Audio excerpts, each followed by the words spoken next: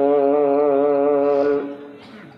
وقال الله تعالى في شأن حبيبه ومعشوقه ومحبوبه: إن الله وملائكته يصلون على النبي يا أيها الذين آمنوا صلوا عليه وسلموا تسليما. সবাই মহব্বতে দুরূদ পড়ি।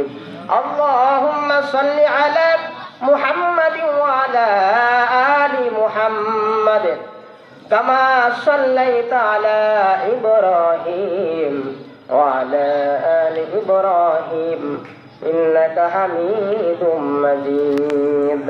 সম্মেলনের সম্মানিত সভাপতি সাহেব ও প্রধান অতিথি জনাব লুৎফুর রহমান আকন্দ মানিক, বিশেষ অতিথি হিসাবে আছেন ডক্টর মোহাম্মদ সাইদুল ইসলাম কাউসার। উদ্বোধক আমার আগে খুব সুন্দর আলোচনা করেছেন, কথা বলেছেন জনাব মোহাম্মদ মশিউর রহমান তানি। আজকে মাহফিল পরিচালনার দায়িত্বে আছেন জনাব মোহাম্মদ আসাদুজ্জামান আকন্দ সাহেব ও মঞ্চে উপবিষ্ট আছেন মুআজ্জাজ উলামায়ে কেরাম, পর্দার আড়ালে আমার মা বোন সকলের প্রতি আমি আমার কৃতজ্ঞতা জ্ঞাপন করে আমি আমার আলোচনা শুরু করছি। প্রিয় ভাই আমার, সর্বপ্রথম শুকরিয়া জ্ঞাপন করে নিচ্ছি ভাই আমার, আল্লাহ রাব্বুল ইজ্জত আমাদেরকে অসংখ্য অগণিত নিয়ামতের মধ্যে ডুবিয়ে রেখেছেন। উনি যদি আমাদেরকে আজকে অসুস্থ অবস্থায় রাখতেন তাহলে হয়তো বা আমি বাড়িতে অথবা হাসপাতালে কিডনি রোগে আক্রান্ত হয়ে, ব্লাড ক্যান্সার রোগে আক্রান্ত হয়ে অথবা অন্যান্য জটিল রোগে আক্রান্ত হয়ে বিছানায় পড়ে কাতরাতাম, তাহলে আমাদের কিছুই করার থাকতো না। সেই মহান রব্বুল আলামিন আমাদেরকে ওনার নিয়ামতকে স্মরণ করিয়ে দিচ্ছেন এবং আমরা যেন ওনাকে ভুলে না যাই, ওনার থেকে যেন আমরা পলায়ন না করি, সেই বিষয়ে কুরআন ও সুন্নাহর আলোকে আল্লাহর নিয়ামতের সম্বন্ধে আলোচনা করবো ইনশাআল্লাহুল আজিজ। প্রিয় ভাই আমার, আল্লাহ রাব্বুল ইজ্জত কালামুল্লাহ শরীফে বলছেন, ইয়া আইয়ুহান নাসু যকুরু নি'মাতাল্লাহি আলাইকুম হাল মিন খালিকিন গায়রুল্লাহি ইয়ারযুকুকুম মিনাস সামাই ওয়াল আরদ। ও মানব মণ্ডলী, ও মানুষেরা, তোমরা তোমাদের রবের নিয়ামতের আলোচনা করো, যে রব তোমাদেরকে রিজিক পৌঁছায়। হাল মিন খালিকিন গায়রুল্লাহি, আমি রব ছাড়া আর কোন রব আছে নাকি, কোন ইলাহ আছে নাকি যে ইলাহ তোমাদেরকে রিজিক পৌঁছায়? ও মানব মণ্ডলী, তোমরা আমি রবকে ছেড়ে কোথায় ভাগতেছো? আল্লাহ বলছেন, লা ইলাহা ইল্লা হুয়া ফাআন্না, আর কোন রব আছে নাকি যে রব তোমাদেরকে রিজিক পৌঁছায়? আল্লাহ নিজে উত্তর দিচ্ছেন, লা ইলাহা ইল্লাহু, না, আমি ইলাহ ছাড়া আর কোন ইলাহ নাই যে ইলাহ তোমাদের কাছে রিজিককে পৌঁছায়। আমরা চিল্লায় বলি, আল্লাহ ছাড়া আর কোন ইলাহ আছে নাকি ভাই যে ইলাহ আমাদেরকে রিজিক পৌঁছায়? আল্লাহ নিজে উত্তর দিচ্ছেন, ফাআন্না তুফাকুন, সুতরাং তোমরা আমি ইলাহকে ছেড়ে কোথায় পলাইতেছো, কোথায় ভাগতেছো? বাস্তবিক ক্ষেত্রে আমি আমার রবকে ভুলে গেছি, আমি আমার রবকে স্মরণ করছিলাম। যখন মুয়াজ্জিন আযান দেয় মসজিদে আল্লাহু আকবার আল্লাহু আকবার বলে, আমি বাজার বড় বলে ছুটলাম। আমি ছুটতেছি দুনিয়ার দিকে, আমি ছুটতেছি মানুষের বানানো ভ্রান্ত খেলার দিকে, জোয়ার পিছনে ছুটলাম। দুনিয়ার দোকানের মধ্যে বসে বসে আমি সিনেমার পিছনে সময়কে ব্যয় করছি। এই জন্য আল্লাহ বলছেন, ও মানব মণ্ডলী, আমি যে তোমাকে খালেক, আমি যে তোমার মালিক, আমি যে তোমার পালনেওয়ালা রব, আমি রবকে ছেড়ে তোমরা কোথায় ভাগতেছো, কোথায় পলাইতেছো? আল্লাহ তাআলা কালামুল্লাহ শরীফে অন্য জায়গার মধ্যে বলছেন, ইন্নাল্লাহা ফালিকুল হাব্বি ওয়ান নাওয়া, নিশ্চয় আমি ইলাহ হলাম শস্য দানাকে ফাটানেওয়ালা। বলি সুবহানাল্লাহ। প্রিয় ভাই আমার, আমাদের কাজ হলো আমরা আমাদের জমিনে সামান্য কিছু গম, ভুট্টা, ধানকে ছিটিয়ে চলে আসি, তারপর সেই জায়গা থেকে শস্যটাকে ফাটাইয়া অঙ্কুর বের করে কে রিজিকের ব্যবস্থা করছেন? চিল্লায় বলি আল্লাহ রাব্বুল ইজ্জত। প্রিয় ভাই আমার, আল্লাহ তাআলা এই কথা বলছেন, আমি হলাম শস্য দানাকে ফাটানো হলাম, ইউখরিজুল হাইয়া মিনাল মাইত। সব কিছুর বন্ধ ব্যবস্থা করলেন, নাকের জায়গায় নাক দিলেন, চোখের জায়গায় চক্ষু দিলেন, কর্ণকুহরের জায়গায় কর্ণকুহর দিলেন, তোমার শরীরের সব কিছুকে ঠিক রাখলেন। সুতরাং আল্লাহ তাআলা এখানে আবারও বলছেন, সুতরাং তোমরা আমি রবকে ছেড়ে কোথায় ভাগতেছো? ফাআন্না তুফাকুন, কোথায় তোমরা পলাইতেছো? বাস্তবিক কথা এক ঠিকই আছে, আমরা আমাদের রবকে ভুলে গেছি। যে রব আমাদেরকে জন্ম থেকে মৃত্যু পর্যন্ত লক্ষ কোটি দামের চক্ষু দিলেন, শরীরের রক্তগুলাকে এখনো ঠিক রাখলেন, ব্রেনটাকে ঠিক রাখলেন, আমাকে পাগল বানান নাই, আমাকে বিকারগ্রস্ত বানান নাই, আমাকে এরকম কোন রোগ দেন নাই যে রোগের কারণে রবের জিকির আমরা জপতে পারি না, আমাকে বোবা বানান নাই, আমাকে অন্ধ বানান না, আমাকে বধির বানান নাই, ঠিক কিনা বলেন? কিন্তু আমরা রবকে ভুলে গেছি, আমরা আমাদের রবকে স্মরণ করতে জানি না। মোবাইলের পিছনে ঘন্টাকে ঘন্টা সময় ব্যয় করতে পারি, টিভির সামনে বসে, জোয়ার আসরে বসে, খেলার পিছনে ঘন্টাকে ঘন্টা সময় চলে যায়, কিন্তু সারাদিনে 5 ওয়াক্ত নামাজ পড়তে 1 থেকে 1.5 ঘন্টা সময় লাগে, সেটা আমরা সেই সময়টা দেওয়ার সময় আমরা পাই না, ঠিক কিনা বলেন? প্রিয় ভাই আমার, এই জন্য আল্লাহ বলছেন, ইন্নাল ইনসানা লিরাব্বিহি লাকানুদ, নিশ্চয় মানুষ আমি রবের ব্যাপারে বড়ই অকৃতজ্ঞ। আমি রবের ব্যাপারে সে শুকরিয়া করে না। আমি যে তাকে সবকিছু দিলাম, আমি কি তাকে দেই নাই? প্রিয় ভাই আমার, আল্লাহ তাআলা স্মরণ করাচ্ছেন ওনার নিয়ামত গুলাকে একটা একটা উল্লেখ করি।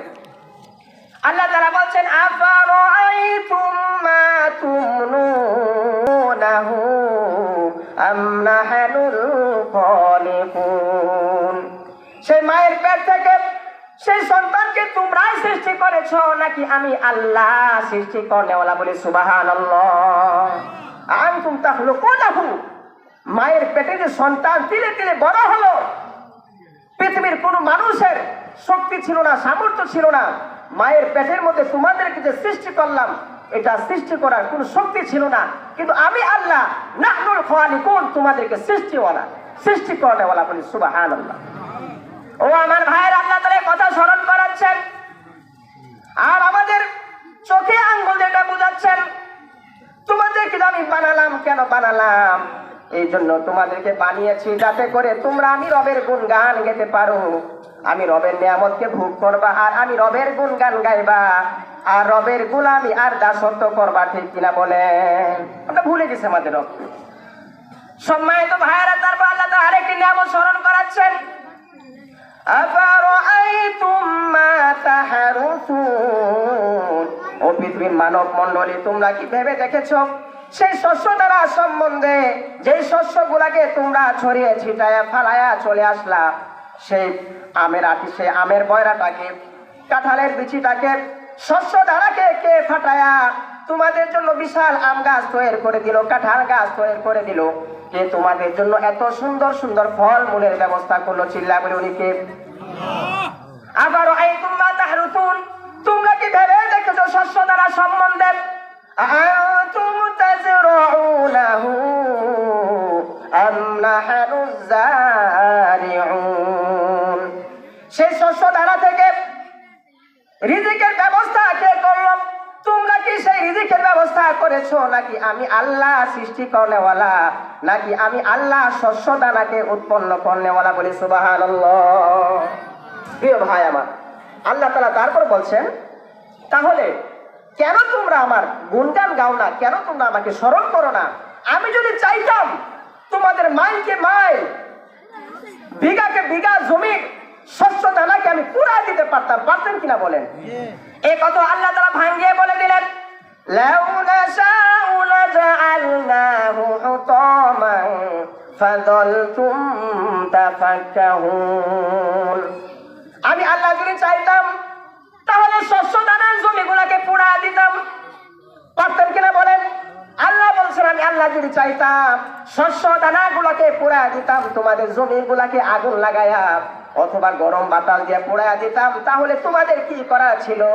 ও মানব মণ্ডলী, তোমরা এত হাজার রকমের নিয়ামত পায়া কিভাবে তুমি তোমার রবকে ভুলে যাও? প্রিয় ভাই আমার, তারপরে আল্লাহ তাআলা আরেকটি নিয়ামতের কথা স্মরণ করাচ্ছেন, যে নিয়ামতটাকে আমরা অতি হালকা মনে করি, পানি। কোন নিয়ামত ভাই? পানির নিয়ামত। চিল্লা বলি, কোন নিয়ামত? মুখের মধ্যে দিলাম আর গিলে ফেললাম, মনে হইতেছে কত জানি সহজ। আল্লাহ তাআলা ভাঙ্গে কথা বলছেন, আফারাআইতুমুল মাআল্লাযী তাশরাবুন। ও মানব মণ্ডলী, তোমরা কি ভেবে দেখেছো ওই পানি সম্বন্ধে, যে পানিকে তোমরা পান করো? আআনতুম আনজালতুমুহু মিনাল মুজনি আম নাহনুল মুনজিলুন। সেই পানিকে কি তোমরা বর্ষণ করনেওয়ালা নাকি আমি আল্লাহ বর্ষণ করনেওয়ালা? আল্লাহ তাআলা তারপর বলছেন, লাউ নাশা উজআলনাহু উজাজান ফালাউলা তাশকুরুন। আমি যদি চাইতাম, আমি রব যদি চাইতাম, তাহলে সমস্ত পানিগুলাকে নুনতা করে দিতাম। সাগরের পানিগুলা যেরকম নুনতা, আমি আল্লাহ যদি চাইতাম পাতালের পানি, নদ নদীর পানি, পুকুরের পানি।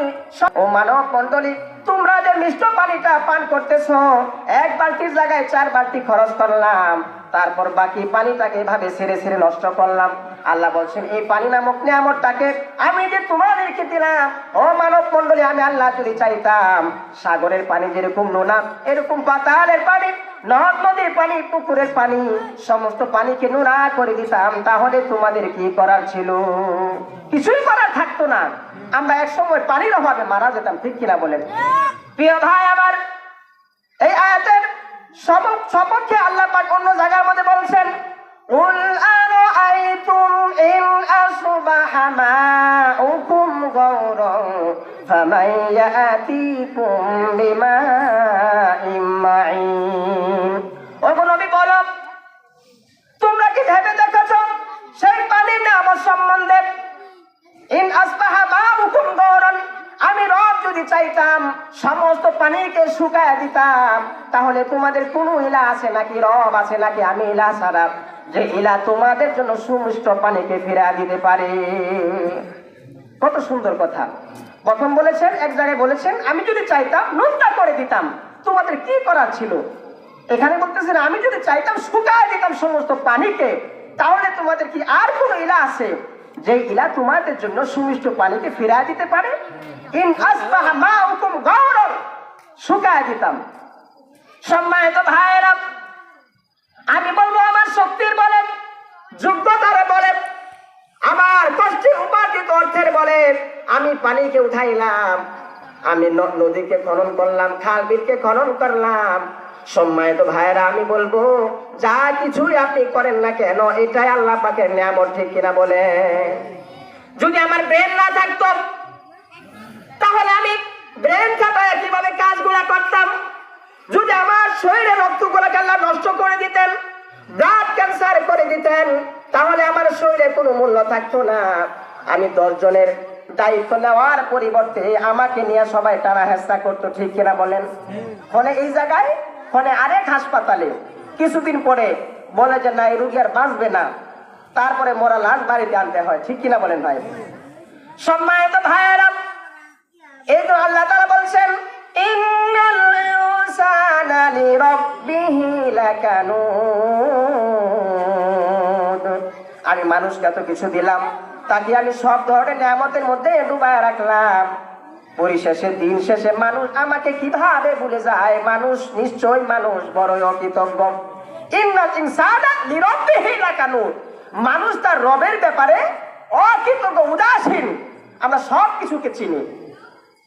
ছোট্ট বাচ্চাটাকে যদি জিজ্ঞাসা করা হয় মোবাইল সম্বন্ধে, সব কিছুকে সে গট করে বলে দিবে।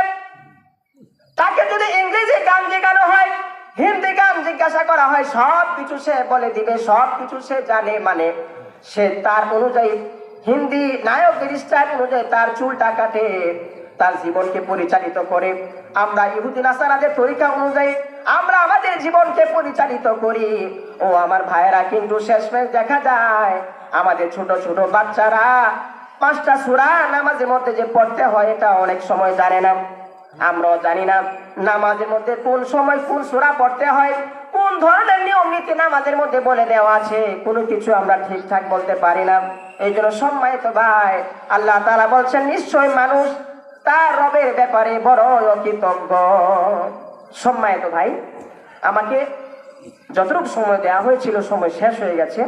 ইনশাআল্লাহুল আজিজ, আমি আপনাদের কাছ থেকে দোয়া নেওয়ার জন্য এসেছিলাম। আমাকে হয়তো বা অনেকেই চিনেন অথবা অনেকে ছিলেন না। আমি হলাম আমাদের চাঁদ মিয়া সাহেবের ছোট মেয়ের বড় মেয়ের জামাই।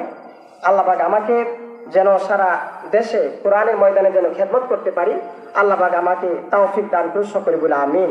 আমি আপনাদের জন্য দোয়া করি, এই নলুয়াবাসীকে যেন আল্লাহ পাক সুন্দর সুশৃঙ্খল ইসলামের উপরে যেন আমরা টিকে থাকতে পারি, আল্লাহ পাক আমাদের সেই তৌফিক দান করুন, সকলে বলে আমিন। ওয়া আখির দাওয়ানা আলহামদুলিল্লাহি রাব্বিল আলামিন। আসসালামু আলাইকুম ওয়া রাহমাতুল্লাহি ওয়া বারাকাতুহু।